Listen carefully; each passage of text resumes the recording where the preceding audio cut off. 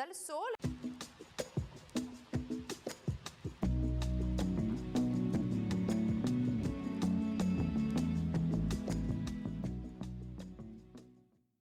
Giovedì 5 dicembre, San Saba Archimandrita. È il 339esimo giorno dall'inizio dell'anno, ne mancano 26 a termine. Il sole sorge alle 7:34 e tramonta alle 16:28. La luna sorge alle 13:35 e tramonta a mezzanotte 06.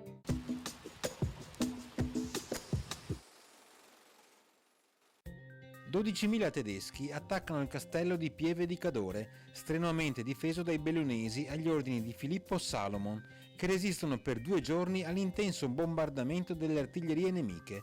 Infine il castello sarà occupato e dato alle fiamme dai tedeschi.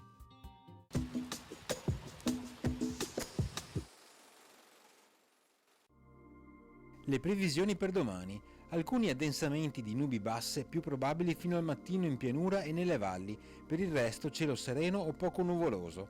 Precipitazioni assenti. Temperature, le massime caleranno un po' in montagna, per il resto i valori termici subiranno contenute variazioni di carattere locale, tra cui comunque spiccheranno alcuni aumenti delle minime in pianura.